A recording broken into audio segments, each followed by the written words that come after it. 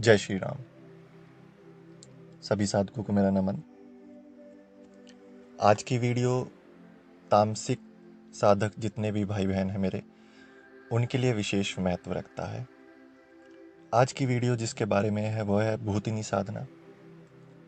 देखिए, मनुष्य की कल्पना का एक निश्चित दायरा होता है जिसके आगे वो सोच नहीं सकता, उस दायरे के बाहर वो सोच नहीं सकता, और तर्क बुद्धि उनको इस दायरे के बाहर कुछ स्वीकार करने के लिए हमेशा रोक लगा देती है। लेकिन आज के इस आधुनिक युग में वैज्ञानिक जो परीक्षण करते हैं वो ऐसे कई तथ्य सामने लेकर आए हैं जिसके माध्यम से ये सिद्ध होता है कि मनुष्य की गति सिर्फ जन्म से लेकर और मृत्यु तक की यात्रा मात्र नहीं है, बल्कि मृत्यु के बाद भी एक पड़ाव होता है। उस पड़ाव में भी एक वो मनुष्य जो है मृत्यु के बाद जाता है। तो मनुष्य मृत्यु के समय शरीर त्याग के बाद कोई विशेष योनि या कोई विविध नाम जो धारण करता है, वो इस पड़ाव का ही एक हिस्सा है, इस मृत्यु के बाद का पड़ाव का ही एक हिस्सा है। भले ही आज का जो विज्ञान है उसके अस्तित्व पर अभी भी शोध कर रहे हों लोग, वैज्ञानिक, लेकिन हमारे प्राचीन ऋषि मुनियों ने इस विषय पर सैकड़ों हजारों साल पहले ही काफी गूढ़ प्रगाढ़ जो है रहस्य, अत्यधिक विस्मय युक्त जानकारी जो है हमको दे दी गई है, जो वेदों पुराणों से हमें मिलती है। ठीक है, उन्होंने हमें ये प्रदान किया है। मनुष्य की मृत्यु के बाद उसकी निश्चय ही जो है गति होती है। वो किस तरीके से होती है वो उसके कर्मों पर निर्भर करता है, और उस क्रम में विविध प्रकार की योनि और नाम उपनाम ये सब उसको प्राप्त होते हैं, उसका पुनर्जन्म होता है। इसके भी कई भेद हैं, मैंने कुछ वीडियोस में पहले आपको बताया है। ठीक है, लेकिन जो प्रचलित है वह है भूत, प्रेत, पिशाच, राक्षस, ब्रह्म राक्षस इत्यादि वगैरह। और ये सब कर्मजन्य होते हैं। ये विषय जो हैं अत्यंत ही वृहद हैं। यहाँ पर हम चर्चा जो कर रहे हैं इस वीडियो में, ये उसी से जुड़ी हुई है। अब विविध योनियों से जो भी विविध प्रकार के जो प्रयोग तंत्र से प्राप्त होते हैं, जिसमें साधनाओं के माध्यम से विविध प्रकार के कार्य और इन योनियों से, यानी कि इन भूत प्रेतों से जो करवाए जाते हैं, लेकिन ये साधनाएं दिखने में जितनी सहज लगती हैं उतनी सहज होती नहीं है। ठीक है, तो जो मैं कह रहा हूं वो ध्यान से सुनना। अब साधक के लिए उत्तम भी यही रहता है कि वे इन सब के बारे में पहले जान ले और तभी अपने जीवन में इसका प्रयोग करें।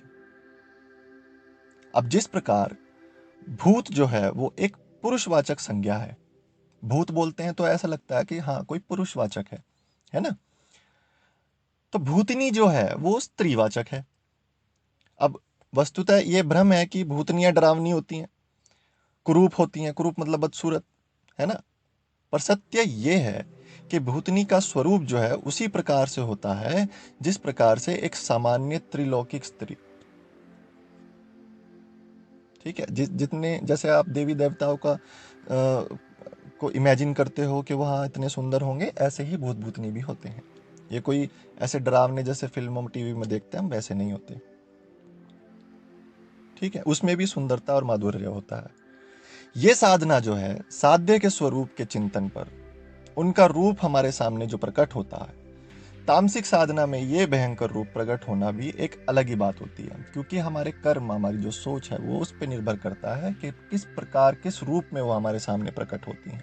अगर आपकी सोच सही है तो अच्छे रूप में आएंगे। अगर आपकी सोच ज़्यादा ही तामसिक है, ज़्यादा ही डरावनी सोच है आपकी, तो वो भी इसी तरह का विकट और डरावना रूप लेके आपके सामने आएंगे। ठीक है, अब इसके आगे मैं क्या बता रहा हूँ आपको कि किस तरीके से ये करनी है, कितने दिन की साधना है। तो ये जो है एक दिवसीय प्रयोग है और अचरज पूर्ण प्रयोग है, जिसे संपन्न करने पर साधक को भूतनी स्वप्न के माध्यम से प्रत्यक्ष रूप में प्रकट देगी। वो उसे देख सकता है स्वप्न में साक्षात। उससे बात कर सकता है, उससे वार्तालाप कर सकता है। साधकों के लिए भी यह प्रयोग एक प्रकार से इसलिए भी महत्वपूर्ण है कि इसके माध्यम से व्यक्ति जो है अपने स्वप्न में भूतरी से कोई भी प्रश्न का जवाब प्राप्त कर सकता है जो भी उसके मन में हो।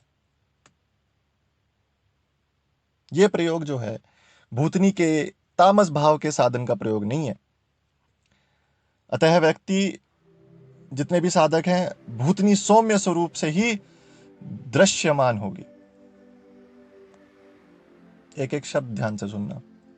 यह प्रयोग जो है साधक किसी भी अमावस्या को करे तो ज्यादा उत्तम है। किसी भी अमावस्या को, नहीं आ रही है अमावस्या, कोई बात नहीं, आप किसी भी बुधवार को कर सकते हैं। लेकिन ध्यान क्या रखना है हमें कि ये प्रयोग जो है रात के 10 बजे के बाद ही करना है। सर्वप्रथम साधक को स्नान आदि से अपना निवृत्त हो जाना है। स्वच्छता सबसे जरूरी है किसी भी साधना प्रयोग में। तो अपना नहा धो लो अपना, ठीक है, लाल कपड़े पहनो, लाल आसन पर बैठो। आपके जो गुरु हैं, जिनको आप गुरु मानते हो, नहीं है कोई बात नहीं, जो इष्ट है आप उनको उनका पूजन करो पहले, उनकी मूर्ति या जो भी फोटो वगैरह आपके पास है, ठीक है। खैर, जिसके पास गुरु मंत्र होता है फिर गुरु मंत्र भी जपना होता है। आपके पास गुरु मंत्र नहीं है तो जो भी आपके इष्ट है उस उनका नाम या उनका मंत्र जप लो आप। ये पूजन सबसे पहले बहुत जरूरी होता है। अब उसके बाद एक यंत्र दूंगा आपको। इस वीडियो में आप यंत्र देखेंगे, बिल्कुल लास्ट में देखेंगे, वो यंत्र बना के दूंगा आपको एक कागज पे। उस यंत्र को आप सफेद कागज पर बना लो। अब इसके लिए आपको, यानी कि साधक को, केले के छिलकों को पीस कर उसका घोल बनाकर उसमें कुमकुम मिलाना है। उस स्याही से वो आपको यंत्र बनाना है। जो यंत्र मैं आपको वीडियो के लास्ट में दे रहा हूं, उस यंत्र को आपको कैसे लिखना है कागज पे, केले के पत्ते पीसकर उसमें कुमकुम मिलाकर, ठीक है, उस स्याही से बनाना है। स्याही बन जाएगी उसकी, उस स्याही से आपको ये यंत्र बनाना है। लकड़ी किस तरह की लेनी है आपको बनाने के लिए? वट वृक्ष की लकड़ी की कलम का प्रयोग करें इस यंत्र को बनाने के लिए। अब जब आप किसी कागज पर इस यंत्र को लिख लोगे तो किसी पात्र में, किसी बर्तन में इसको रख देना। वहां पे फिर आप तेल का दीपक लगाओ। तेल का होना चाहिए, सरसों का तेल, अच्छा खासा बड़ा दीपक, ठीक है। अब मंत्र जाप शुरू करना है आपको। 11 माला मंत्र जाप। माला नहीं है, मानसिक जाप कर लो। कितना? कम से कम आधा घंटा।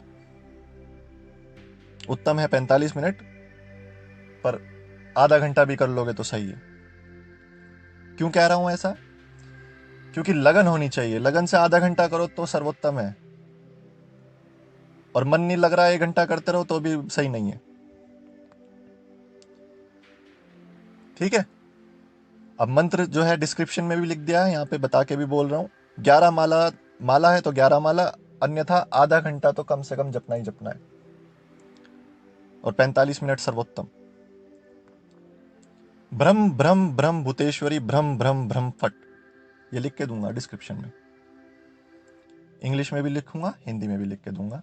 जिसको इंग्लिश समझ में आती है वो इंग्लिश वाले देख लेंगे सब उससे अल्फ़ाबेट्स, जिसको हिंदी में समझ में आता है वो हिंदी में, दोनों तरीके से लिख दूंगा।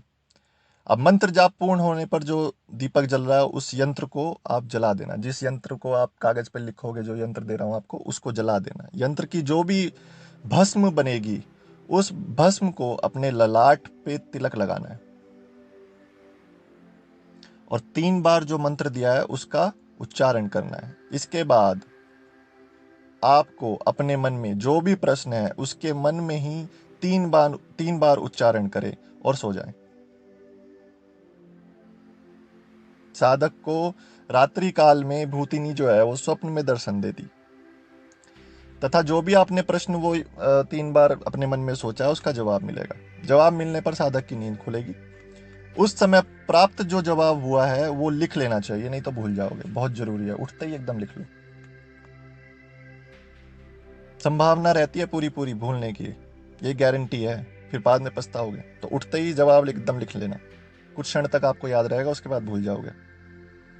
अब आपको जो दीपक जो और जो माला थी वो किसी और साधना में प्रयोग ना करें। ये ध्यान रखना। ये छोटी छोटी बातें कोई नहीं बताएगा। ये जो दीपक आपने इस्तेमाल किया, जो माला आपने मंत्र जाप में इस्तेमाल करी है, उसका फिर कभी जिंदगी में किसी भी दूसरी साधना में इस्तेमाल नहीं करना।